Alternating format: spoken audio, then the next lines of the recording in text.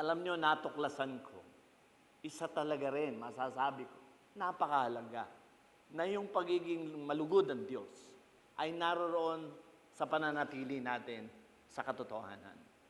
Alam niyo sa aking personal na karanasan, may panahon na yung may pangamba ka ba na aminin ang totoo, na i-admit, mga bagay.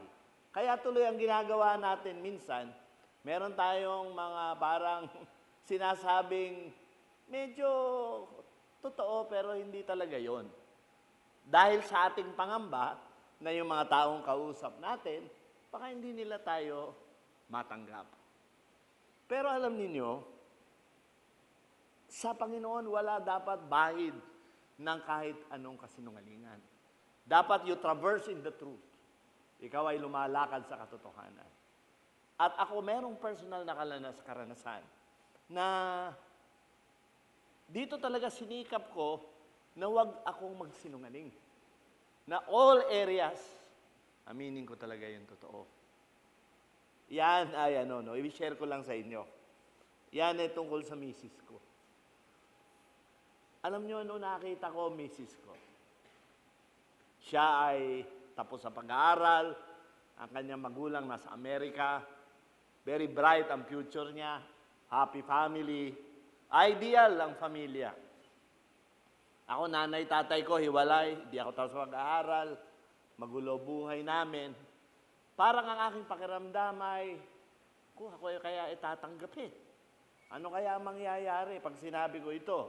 Malaman ng mga magulang niya. Ako kaya ay tanggapin pa rin niya. Pero naintindihan ko at nakita ko na ang kahalagahan na manatili sa katotohanan. Makakuha ka man ng bagay ng dahil sa kasinungalingan, walang silbi at walang saysay. Kaya nung dumating yung pagkakataon, binanggit ko sa kanya lahat ng mga yon.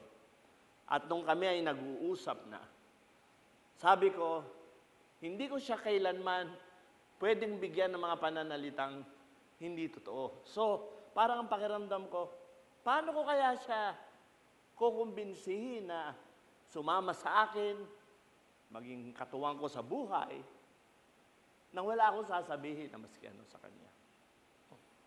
Alam mo, nagdasal ako sa Panginoon, Lord, paano gagawin ko? Ang sabi ng Panginoon, manatili sa katotohanan. Bigkasin ang katotohanan at ang sabihin ay katotohanan. Alam niyo, nung araw na yon, ganito talaga nangyari. Nagkaharap kami.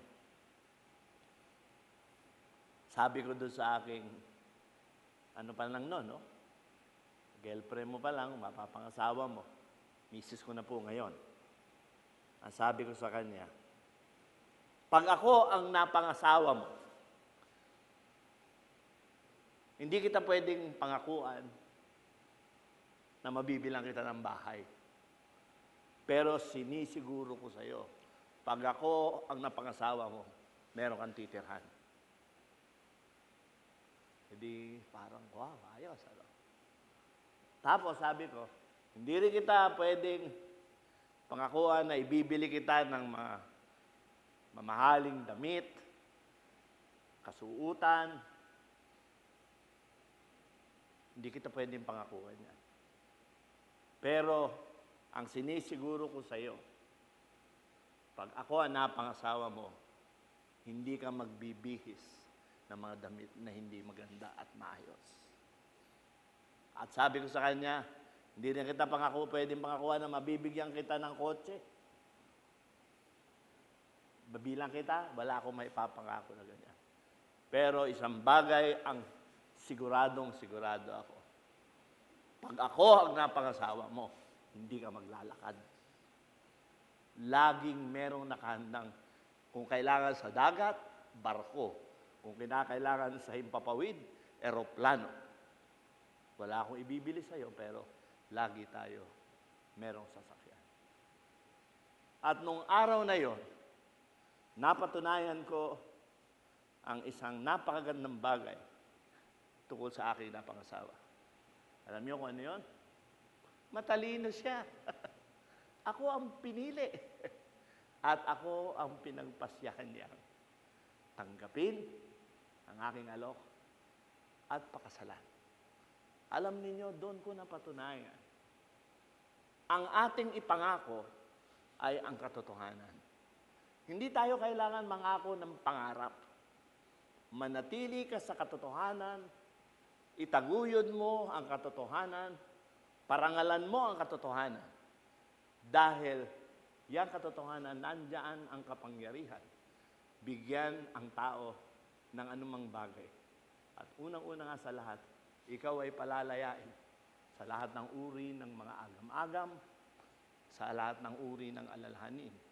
At higit sa ilan, kailanman, hindi mo kailangan ng kasinungalingan sa iyong buhay. Ang isang tao na nagpapatuloy sa katotohanan at hindi kailanman dinadatnan ng kasinungalingan ay nagiging kalugod-lugod sa harap ng Panginoon.